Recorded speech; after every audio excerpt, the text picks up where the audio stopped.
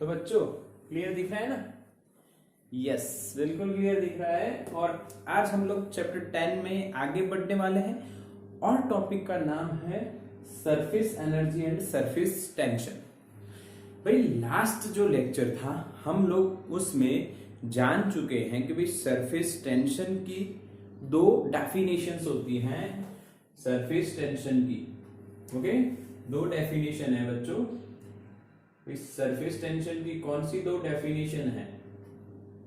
तो के भाई हमने सरफेस टेंशन की दो डेफिनेशन देखी, force per unit length and surface energy per unit area. इसी का माइक ऑन है बच्चों।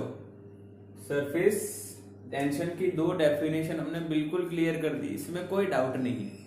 Okay, in terms of force, in terms of energy.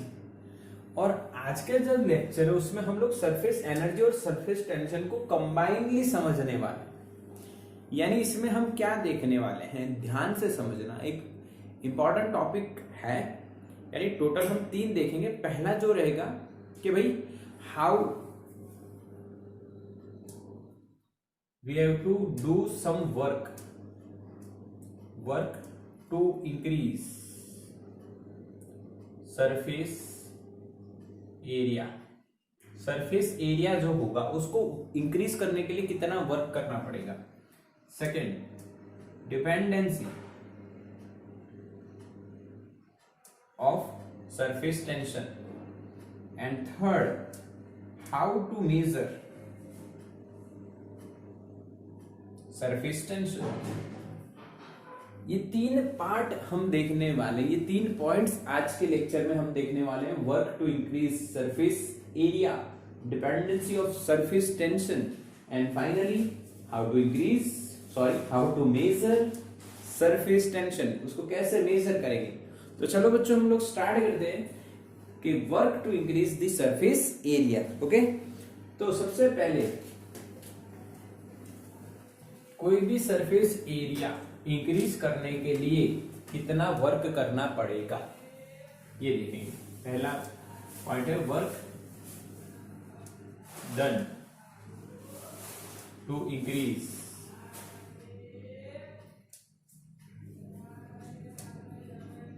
Surface area. ये हमारा पहला टॉपिक रहेगा। अब कौन सा और किसका सरफेस एरिया? तो देखो हम लोग अगर पानी में हाथ डालते हैं, पानी है एक बकेट में, कहीं पे पानी है, ठीक है, बीकर वगैरह, उसमें हाथ में लेके आप ऐसे करोगे तो कोई भी यहाँ पे कुछ नहीं दिखेगा, थिन फिल्म नहीं बनेगी। यानी अगर उस पानी में आपने डिटर्जेंट डाला या साबुन वगैरह डाल के आपने फिर ऐसे किया तो यहाँ पे कुछ बनता है, ऐसा देखा है सबने? बनाया तो होगा ना, हाँ के ना? ऐसे अभी हैंड वॉश भी ज्यादा हम यूज कर रहे हैं तो ऐसा करके हमने ऐसा देखा है, यस और नो? क्या एक सरफेस बनता है इधर? हाँ के ना? मैसेज करो, लाइव क्लास चल रहा है बच्चों, मैसेज करो। यस यस, देखा है ना, सबने देखा है सर? हाँ ऐसा देखा है। वो यानी साबुन में या वगैरह अपने डिटर्जेंट वाले पानी में आपने ऐसे हाथ किया और फिर ऐसे करते हैं तो हमें यहाँ पे एक यानी कि लेयर बना हुआ, एक सरफेस बना हुआ दिखता है, ठीक है? चलो ठीक, अब हम लोग वही बना देते हैं। देखो इधर ये हम लोग एक फ्रेम बना लेते हैं। पहले क्या बना लेते हैं हम लोग? फ्रेम। ये एक फ्रेम है बच्चों,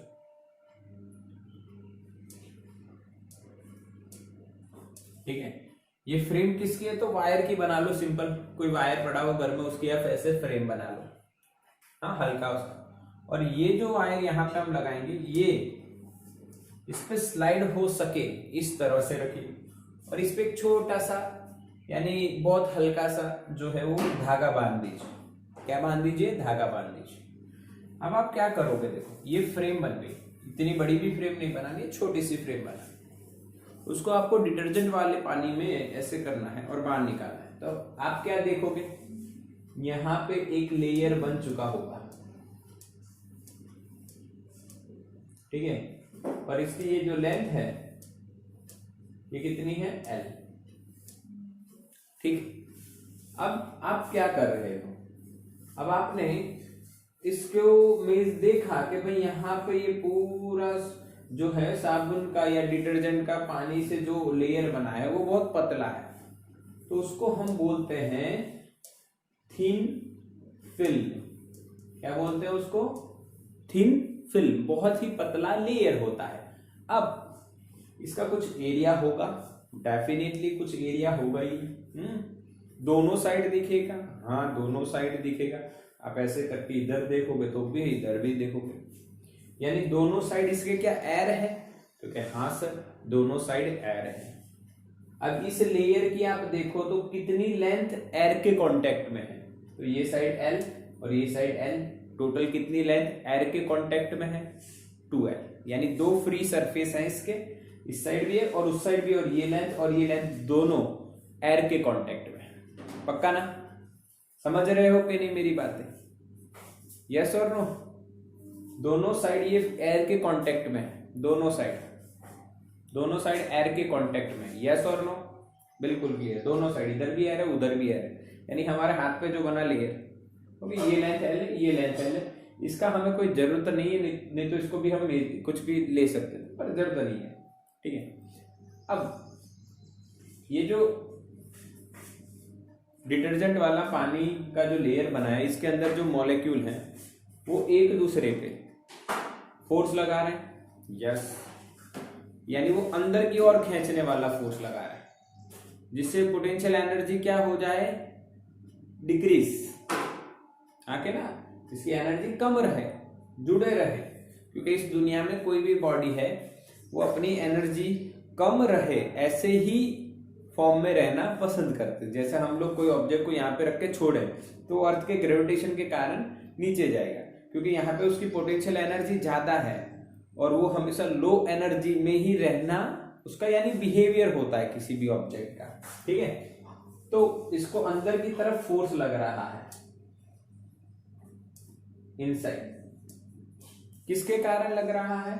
ड्यू टू दिस सरफेस, अंदर की ओर फोर्स लग रहा है। ये भी हमने देखा था लास्ट टाइम में, मैंने ऐसे बीकर में आपको बताया था भाई, यहाँ पे वाटर आपने ऐसा कोई भी लिक्विड रखा हो तो यहाँ पे जो मॉलिक्यूल होगा उस पे जो रिजल्टेंट फोर्स लगेगा सभी मॉलिक्यूल के कारण, वो किस साइड होगा? इनसाइड, यानी नीचे वाली साइड। अब इसको ऐसे सोच लो तो ये इधर लग रहा है फोर्स। यस और नो? पक्का के नहीं? बिल्कुल, इधर फोर्स लग रहा है। अब हम क्या सोचते हैं, ध्यान से देखो। अगर हम इसकी लेंथ को थोड़ा सा इंक्रीज करना चाहें, कितनी? ये जो लेंथ है यहां से थोड़ा सा इंक्रीज करना चाहे डी जितना, तो हमें बच्चों क्या फोर्स लगाना पड़ा? यस और नो? कि बिना फोर्स लगाए ही इस वायर को हम खींचेंगे? तो क्या नहीं सर, हमें फोर्स लगाना पड़ेगा, हमें फोर्स लगाना पड़ेगा, क्योंकि इसके इनसाइड फोर्स लग रहा है, तो हमें आउटसाइड लाने के लिए हमें फोर्स लगाना पड़ेगा। कितना लगाना पड़ेगा? If you want to bring this wire up to d distance और displace this wire up to d distance, then we have to apply constant force. Yes, constant force, और we can say equals to this F। Why? Because the velocity of this wire is constant. अगर velocity constant है तो acceleration zero है, तो force क्या होना चाहिए? Zero. Equal resultant force zero होना चाहिए। तो ये F है तो बाहर भी F लगेगा, तो कांस्टेंट वेलोसिटी से आगे आया है, F फोर्स लगाया हमने। कम से कम F तो लगाना ही, उससे कम लगाओगे तो नहीं आएगा। ठीक है, अब देखो, पहला इतना एरिया तो था ही, ठीक है, सरफेस का। अब सरफेस का एरिया इतना और इंक्रीज हो गया, तो भाई इंक्रीज कितना किया हमने? Increase in area, delta A अगर मैं लिखूं तो आप कहोगे sir L into d. Yes और no? L into d. L ये लेंथ है और ये वाला D है, ये पार्ट D है और ये L है, तो L इंटू डी। बट हम लोग किसकी बात कर रहे हैं, सरफेस एरिया। सरफेस का एरिया कितना बड़ा, तो भाई 2। अभी आप सोचोगे सर 2 कैसे लगाया, ध्यान से देखो बच्चों, इधर भी एरिया बढ़ा, यानी हमने ऐसे किया तो दोनों साइड एयर है, तो दोनों साइड सरफेस एरिया इंक्रीज हुआ, that's why 2L into D. क्या बच्चों पता चला, यस और नो, आके ना, L into D is the one side area और दोनों साइड एयर है, फ्री सरफेस है, that's why 2L into d. Yes, बिल्कुल ध्यान से मैसेज करते रहो और समझते रहो, ठीक है। अच्छा, अब हमें यहां पे वर्क तो करना पड़ा, वर्क डन कितना हुआ, तो W इज इक्वल टू, आप पढ़े हो force into displacement, force into displacement.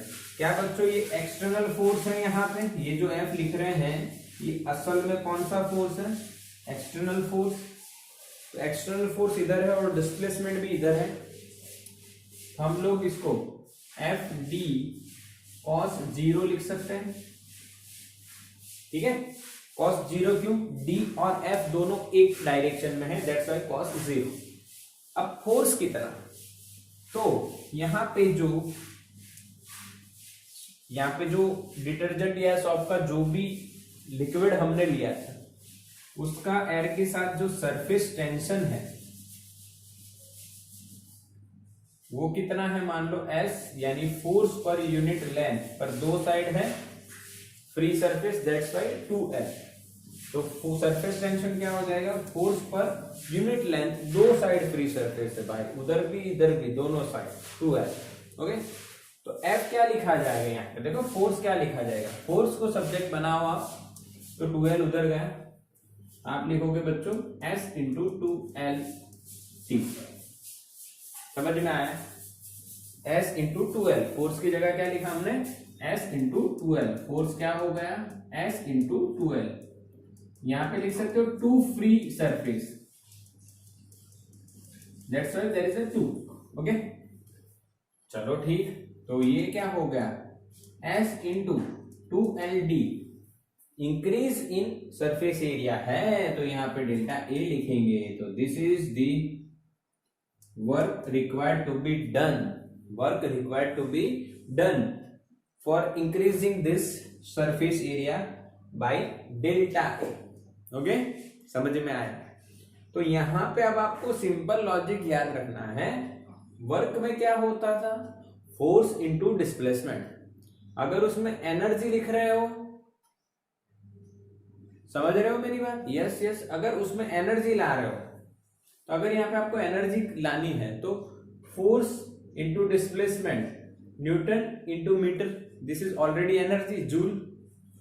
और ये जूल यहाँ पे अगर आप सरफेस टेंशन लाना चाहते हो, ध्यान से सुनना है, ये जूल ऑलरेडी है, ये एनर्जी ही है एक टाइप की, जो हम वर्क करेंगे वो इसकी सरफेस एनर्जी में स्टोर हो जाएगा, इंक्रीज हो गई ना सरफेस एनर्जी, सरफेस बढ़ा, हमने वर्क किया और वो उसकी एनर्जी में स्टोर हो जाएगी, जो हमने वर्क किया वो, ठीक है। और वो सरफेस टेंशन की फॉर्म में ले जाना है, तो आपको S डॉट डेल्टा है, this is the multiplication, S into delta है। समझ में आया, याद रखना है इसको ध्यान से, हम जो वर्क कर रहे हैं to increase the surface area, वो उसमें एनर्जी के फॉर्म में स्टोर हो जाएगा। ओके, तो work is equal to S into delta A, ये आपको याद रखना है for surface tension, S delta A. What is delta A, increase in surface area, total increase in surface area. एक साइड एयर है, दूसरी साइड एयर है, दो साइड एयर है, तो टोटल इंक्रीज कितना होगा, LD इंटू 2। समझ में आ रहा है कि नहीं, यस और नो, क्लियर है कि नहीं। अब यहां पे एक और बात आपको बता देता हूं, ध्यान से देखना है आपको, इसमें समझना है क्लियरली कि delta A increase in area, एक केस हम लेते हैं, हम लोग ड्रॉप और बबल की बात कर देते हैं, जो आगे हम पढ़ने भी वाले हैं, पर यहाँ पे दो केस हम देखते हैं, ड्रॉप और बबल। अगर ड्रॉप के लिए आप देखो तो डेल्टा ए क्या लिखा जाएगा, final area minus initial area. अब ड्रॉप के लिए लिखा जाएगा 4 पाई r2 स्क्वायर माइनस 4 पाई r1 स्क्वायर। और यही अगर आप बबल के लिए लिखना चाहते हो तो a2 माइनस a1 4 पाई r2 स्क्वायर माइनस 4 पाई r1 स्क्वायर। पर इसमें आपको 2 मल्टीप्लाई करना पड़ेगा। क्यों बताओ? तो ड्रॉप किसे कहते हो आप? मान लो आपने यानी लिक्विड लिया है, जो दवाई वगैरह लेते हैं बच्चों की, तो उसमें ऐसे करके फिर वो ड्रॉप निकलता है, पानी का ड्रॉप हो गया। तो पानी का ड्रॉप अगर चाहे कोई लिक्विड की जो आप सिरप वगैरह ले रहे हो, दवा वगैरह ले रहे हो, उसका ड्रॉप, उस ड्रॉप में अंदर क्या होता है? तो लिक्विड, और बाहर क्या होता है? एयर। तो कितना फ्री सरफेस हुआ? कितने साइड एयर है? सिर्फ एक साइड। दैट्स व्हाई ये।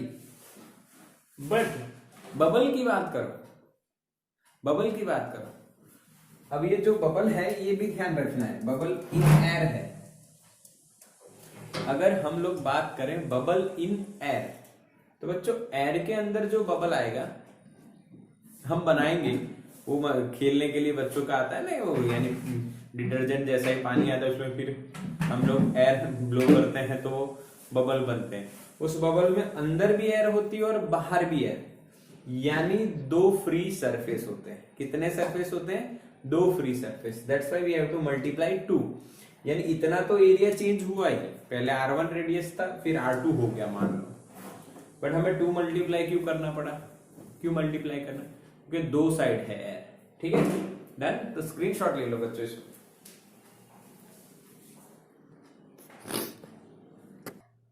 क्लियर ना बच्चों? स्क्रीनशॉट हो गया? चलो अच्छा, बढ़िया बढ़िया। ठीक है, इसमें एक और बात आपको बता देता हूं। अगर बबल जो है वो एयर की बजाय पानी में बनता हो, जैसे पानी की बोतल हो, तो आप उसको ऐसे मुंह शेक करोगे तो उसमें छोटे छोटे बबल बनेंगे और वो बबल ऊपर आएंगे। तो जो बबल बनेंगे वो बबल इन वाटर कहे जाएंगे और इन लिक्विड। तो उसमें ये इक्वेशन में जो 2 मल्टीप्लाई किया है वो नहीं आएगा। क्यों? क्योंकि वो जो वाटर या लिक्विड में जो बबल बन रहा है उसके सिर्फ अंदर एयर है, बाहर क्या है? लिक्विड। तो कितने फ्री सरफेस हुआ? सिर्फ 1। दैट्स व्हाई ये आएगा नहीं। समझ रहे हो ना? हाँ, ये ध्यान रखना है आपको कि भाई कितने साइड एयर है, लिक्विड के कितने साइड एयर है, जो सरफेस एरिया बन रहा है उसके कितने साइड एयर है, ये आपको याद रखना है। ठीक है, चलो तो बढ़िया से आपको समझ में आ गया। अब वर्क डन खत्म। अब थोड़ा सा सरफेस टेंशन के बारे में जान लेते हैं कि वो किस चीजों पे डिपेंड करता है।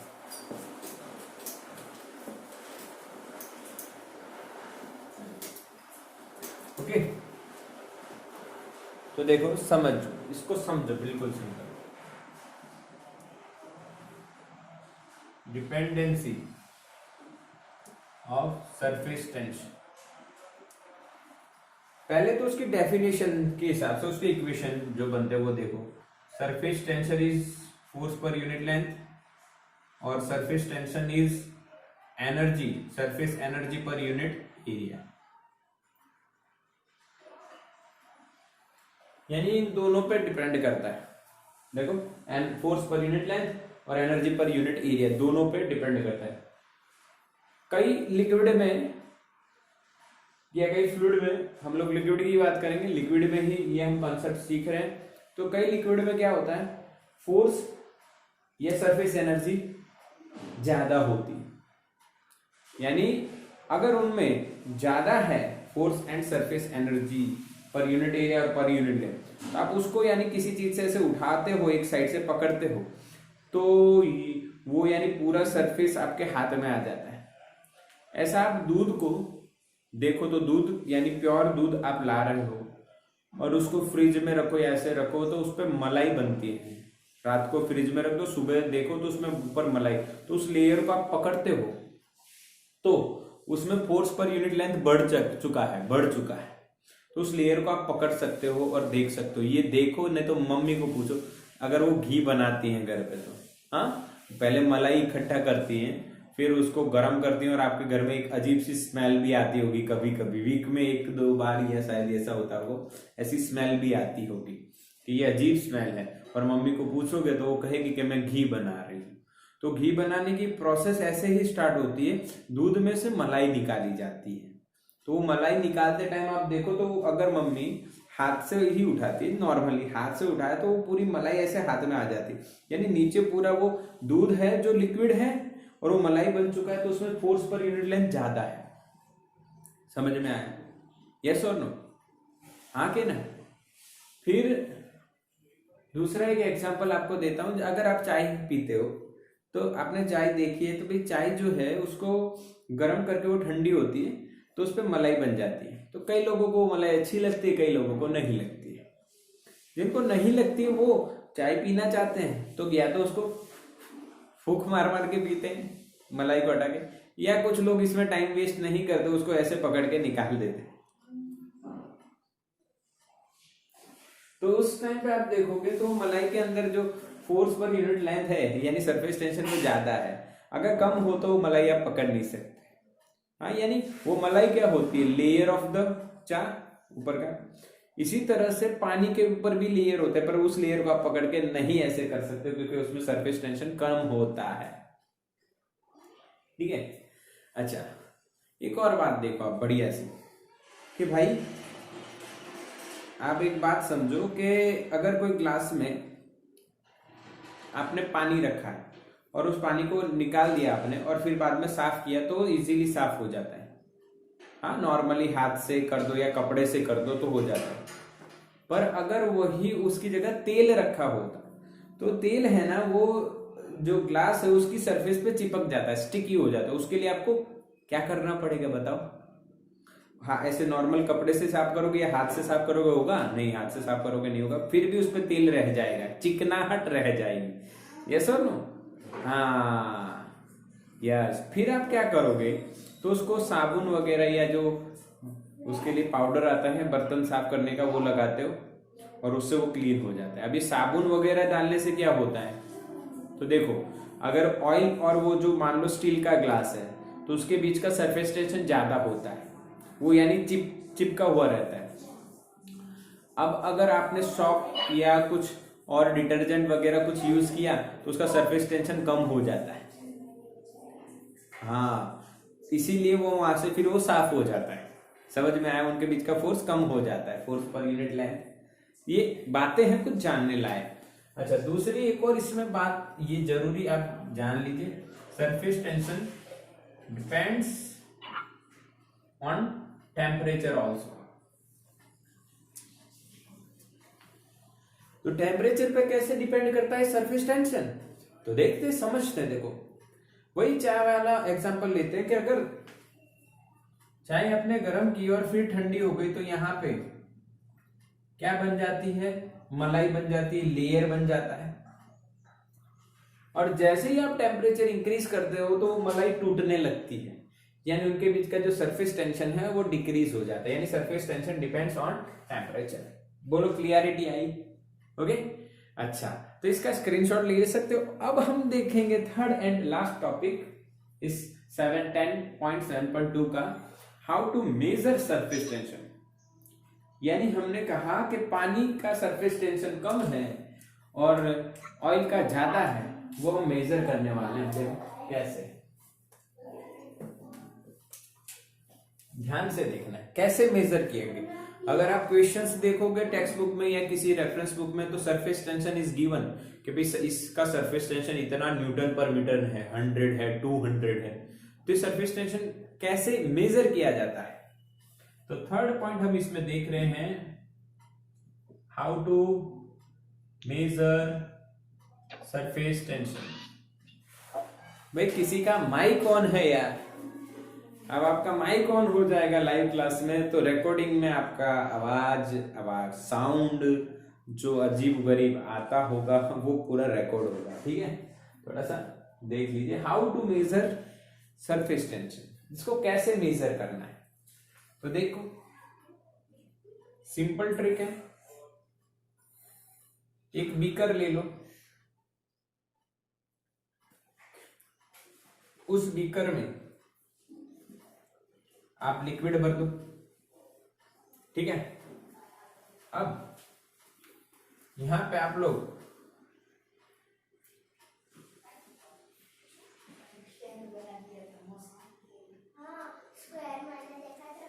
क्या हुआ, ब्लर दिख रहा है? एक मिनट,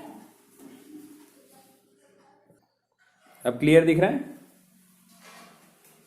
यस और नो? ओके, क्लियर है। ओके ओके, थोड़ा वाईफाई इश्यू आता है अभी सही है। ओके, तो ये एक लिक्विड है भाई। अब इस पे आप लोग क्या करोगे, यहां पे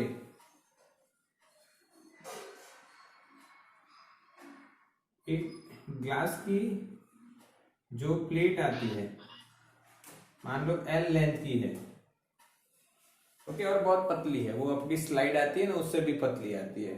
ऐसी यहाँ पे एक प्लेट रख दो। ये वेइंग मशीन है भाई, एक टाइप आपको पता ही है। यहाँ पे कुछ वेट रख दो, वेट करने के लिए जो हम यूज कर रहे हैं, यहाँ पे वेट रख दिया, तो ये दोनों साइड बैलेंस रहेगी, ठीक है। ऐसे हम पकड़ते हैं, दोनों साइड बैलेंस रहेगी, ठीक है। कुछ वेट तो रखना पड़ेगा, नहीं तो ये इस साइड बैंड हो जाएगी, इस साइड झुक जाएगी भी, नहीं इधर ही झुक जाएगी अगर ज्यादा रख दे, तो बैलेंस कर देना दोनों साइड। अच्छा, ये जो ग्लास की प्लेट है, ये जस्ट इसको टच होनी चाहिए, किसको? लिक्विड को जस्ट टच होनी चाहिए एकदम, ओके। यानी उसका जो सरफेस है उसके ऊपर ये जस्ट टच होनी चाहिए, बिल्कुल क्लियर। यस, क्लियर दिख रहा है बच्चों? अगेन किसी का माइक ऑन हो जाता है, कौवे की आवाज आ रही है, ठीक है। अब सही है, यस। तो भाई ये जस्ट इसको टच होना चाहिए। अब क्या करना है, अब ध्यान से देखो, अब हमें यहां पे फोर्स रखना है, एक्स्ट्रा फोर्स रखना है, सॉरी एक्स्ट्रा वेट रखना है यहां पे। तो हम रखते गए, जैसे हम रखते जाएंगे, छोटे छोटे वेट रखने हैं, वैसे ही ये धीरे धीरे ऊपर आएगा, धीरे धीरे ऊपर आएगा। तो यानी इस पे यहाँ पे फोर्स लगेगा अप डायरेक्शन में। क्यों लग रहा है? क्योंकि हमने यहाँ पे वेट कुछ वेट रखा, ठीक है। तो यहाँ पे जो फोर्स लगेगा, और एक टाइम ऐसा फोर्स लगेगा जिसे जस्ट यहां से अलग हो जाए, जस्ट लिक्विड से अलग हो जाए, ठीक, जस्ट अलग, बस वहां तक आपको इस पे वेट रखना है और ज्यादा नहीं रखना। अब ये जो आपने वेट रखा जिसे जस्ट अलग हुई, हाँ, तो वो जो फोर्स लगा वो एक्सेस फोर्स लगा। क्यों? क्योंकि उस देखो, पहले यहाँ पे दोनों को बैलेंस किया, तो जो बैलेंस हो रहा था वो इसका जो mg है उसको बैलेंस कर रहा था, ठीक है। और अब क्या हुआ कि भाई इसमें सरफेस टेंशन है, सरफेस टेंशन S है। उस सरफेस टेंशन के कारण हमें एक्स्ट्रा फोर्स लगाना पड़ा, और वो एक्स्ट्रा फोर्स कैसे पता चला? हमने जो वेट रखा उससे, ठीक है, समझ में आ गया? ओके ओके, तो यहां पे अब आपके पास वेट आ गया है, तो सरफेस टेंशन क्या होगा? Weight upon length. वही वेट इसका फोर्स है ना भाई, इसी फोर्स से ऊपर आया, तो फोर्स पर यूनिट लेंथ, ठीक है। तो फोर्स पर यूनिट लेंथ में जो फोर्स है वो कितना लगा है? जितना हमने एक्स्ट्रा यहाँ पे वेट रखा। बोलो क्लियर हुआ? यस और नो? तो ये वेट हम मेजर कर पाएंगे, इसकी लेंथ हम मेजर करेंगे। अब दो क्यों रखे? क्योंकि L और L 2L फ्री एयर के साथ कितनी साइड उसकी है, ये बहुत पतली, इसको नहीं गिना हमने, ये भी L और ये भी L, तो 2L। बोलो समझ में आया कि नहीं बच्चों? मैसेज करो, हाँ मैसेज करो। मान लो हम लोग ये जो डिस्क लेयर, ये जो हमने रेक्टेंगुलर प्लेट ली है, ये 5 सेंटीमीटर की, कितने की है? 5 सेंटीमीटर की, समझ में आया? और इसको जस्ट यहां से हटाने के लिए, जस्ट इसको इससे अलग करने के लिए हमने जो वेट रखा वो वेट है बच्चों 50 ग्राम, ठीक है, 50 ग्राम। समझ में आया? यस। तो अब बताइए, ये जो ग्लास प्लेट हो चाहे कोई भी मटेरियल की प्लेट हो, इसका और वाटर के बीच का या लिक्विड के बीच का सरफेस टेंशन कितना, तो surface tension is equals to force per unit length और weight per unit length. Weight कितना होगा 50 ग्राम यानी 10⁻³ इंटू जी, 10 ले लीजिए, mg होगा ना, mg होगा, यस। और नीचे 2l, l कितना है 5 सेंटीमीटर, 10⁻²। तो ये आपका यहाँ पे 5 2 10 हो गया, तो आपका आंसर आएगा 5 न्यूटन पर मीटर। क्यों? 10⁻³ 10⁻² कट हो जाएगा और 10⁻1 है तो एक जीरो यहां से चला जाएगा, तो 5 न्यूटन पर मीटर। इसी तरह से आप अलग अलग वैल्यूज कैलकुलेट कर पाओगे। बोलो समझ में आया बच्चों? हाँ के ना, मैसेज करो। सरफेस टेंशन को किस तरह से मेजर करना है, बिल्कुल क्लियर? यस। तो इसका स्क्रीनशॉट ले लो फटाफट बच्चों, क्लियर ना? अब हम लोग क्या बात कर रहे हैं, तो मैंने यहाँ पे आपको एक बात बताई कि एक्सेस फोर्स लगाना पड़ेगा हमें। अब ये वाली एक और अच्छी सी बात हम कर लेते हैं कि यहाँ पे हमने ये टॉपिक पूरा समझ लिया बढ़िया से, पर जेई नीट के एमसीक्यू और क्वेश्चन लगाने के लिए आपको क्या जरूरत पड़ सकती है, तो एक एग्जांपल से हम स्टार्ट करते हैं। ये बात है एक्सेस फोर्स, किसकी बात है बच्चों? एक्सेस फोर्स की बात है। किसकी बात है? एक्सेस फोर्स की बात है। अभी एक्सेस फोर्स किसके कारण आता है भाई? Due to surface tension. अब ये क्यों और कैसे आता है, देखो आपको एक एग्जांपल से समझ आता हूं मैं। हमने एक डिस्क ली, सर्कुलर एक डिस्क लेते हैं, यानी ये एक्सपेरिमेंट आप अभी कर सकते हो। मैं ये एक्सपेरिमेंट आपको बताता हूं, आप अभी कर सकते हो। ये आप रसोई में जाइए और रसोई में ऐसा ढक्कन होता है, हाँ, तपेली वगैरह पे ढकने का ढक्कन लीजिए, जल्दी से लीजिए, और उस ढक्कन को आप किसी सरफेस पे यानी रसोई पे ही रख दो, उसका सरफेस पे रखो और उसको उठाओ, ऐसे दोनों हाथों से पकड़ के ऐसे उठाओ। तो आपको कितना फोर्स लगाना पड़ेगा? तो भाई इसका वेट है mg और आपको उसका ऊपर फोर्स लगाना पड़ेगा, वो भी mg के बराबर होगा, ठीक है? और mg से थोड़ा ज्यादा हो, ज्यादा नहीं, थोड़ा ज्यादा, इतना इक्वल तो लगाना है आप, क्या है, ठीक है? ये आपको समझ में आएगा, उसका वेट है उसके हिसाब से आप फोर्स लगाओ, ये सबको समझ में आएगा। अब आप क्या कीजिए, उस रसोई के जो सरफेस की बात है वहां पे पानी थोड़ा सा डाल दीजिए, इतने एरिया में जितना ढक्कन है उससे थोड़ा ज्यादा एरिया में पानी डाल दीजिए, फिर उस ढक्कन को वहां पे रख दीजिए और अब वो ढक्कन को फिर से आप उठाइए। क्या mg जितना ही फोर्स लगाना पड़ेगा या ज्यादा लगाना पड़ेगा, बताओ? करके देखना, ये एक्सपेरिमेंट करके देखना। हाँ, तो अब आपको ज्यादा फोर्स लगाना पड़ेगा, यस, ज्यादा फोर्स लगाना पड़ेगा। उसी फोर्स को हम कौन सा फोर्स बोल रहे हैं? Excess force. अब देखो मैंने इसको पानी के अंदर रख दिया है, अभी मान लीजिए सरफेस और इसके बीच में पानी है, तो यहां पे सरफेस टेंशन आएगा बच्चों। मान लो इसकी रेडियस r है, तो अब ध्यान से देखो, due to surface tension there is a force कितना लगेगा? एक्स्ट्रा फोर्स, वो हो जाएगा सरफेस टेंशन इनटू लेंथ। अब इसकी लेंथ कितनी है? देखो ध्यान से देखना, एफ एक्सेस में लिख रहा हूं डायरेक्टली। एफ एक्सेस कितना होगा? सरफेस टेंशन के कारण जो लगता है वो फोर्स है, वो एक्स्ट्रा कितना होगा? तो सरफेस टेंशन इनटू लेंथ। इसकी कितनी लेंथ लिक्विड के साथ कांटेक्ट में है? आप देखोगे पूरा सर्कल, सरकमफेरेंस बनेगा। क्या लिखोगे आप? 2πr। बोलो समझ में आया बच्चों? इतना extra force due to surface tension नीचे की ओर लग रहा है, तो आपको उतना ही एक्सेस फोर्स ऊपर लगाना पड़ेगा। यस और नो? इसको ऊपर लाने के लिए। समझ में आया? टोटल फोर्स समझ में आया? mg plus due to surface tension जो नीचे लग रहा है उसके अपोज में आपको लगाना है। बिल्कुल क्लियर? यस और नो? ओके।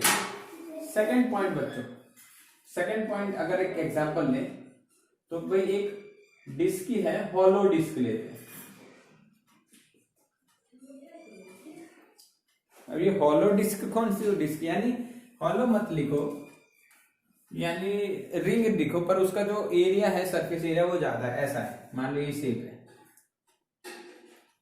ठीक है, ये इतना पार्ट है जो डिस्क का है। समझ में आया? अब ये रेडियस R1 है और बाहर की जो रेडियस है वो R2 है। तो इसमें F एक्सेस कितना, mg तो लगेगा, उसके बराबर फोर्स तो लगाना है, पर F एक्सेस कितना? तो देखो simple, surface tension into length which is in the contact of the liquid, जो लिक्विड होगा। आप देखोगे यहां पे लिक्विड के कांटेक्ट में दो लेंथ आएगी, एक तो बाहर की 2πr2 और एक अंदर की 2πr1। यानी यहां पे आप लिखोगे 2πr1 प्लस 2πr2। यहां पे भी सरफेस टेंशन आएगा और यहां पे भी सरफेस टेंशन आएगा, दोनों जगह सरफेस टेंशन आएगा। समझना है, यहां पे माइनस नहीं करना है आप, यानी वो सरफेस एरिया में चेंज करने वाला लॉजिक अगर सोचो, माइनस नहीं करना है हमें। यहां पे लिखना है कितना एरिया, कितनी लेंथ, सरफेस टेंशन इनटू कितनी लेंथ लिक्विड के कांटेक्ट में है। तो यहाँ पे 2πr1 और यहाँ पे 2πr2, तो टोटल कितना हुआ 2πr1 प्लस 2πr2। इसका स्क्रीनशॉट लो बच्चों। चलो क्लियर ना स्क्रीनशॉट? एक रिंग वाला और एग्जांपल देखते हैं। बहुत थिन रिंग हो, यानी एकदम पतली वाली रिंग हो,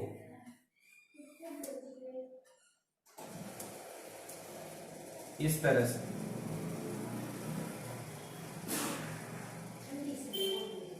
आर रेडियस हो, तो इस पे एफ एक्सेस कितना होगा? तो सरफेस टेंशन कहां कहां सरफेस टेंशन फील होगा? यहां पे अंदर और बाहर दोनों साइड, दो साइड होगा। अब यानी आप क्या लिखोगे 2πr प्लस 2πr ही लिखो, क्योंकि ये जो है ये बहुत स्मॉल है, यानी r प्लस डेल्टा r होगा, बहुत छोटा है ऐसा मान लेते हैं। तो हमें s इंटू 4πr लिखना है। बोलो समझ में आया? This is the equation of excess force which is required, okay, और excess force is due to surface tension. बोलो क्लियर हुआ कंसेप्ट पूरा? हाँ, तो ये भी आप स्क्रीनशॉट निकालो।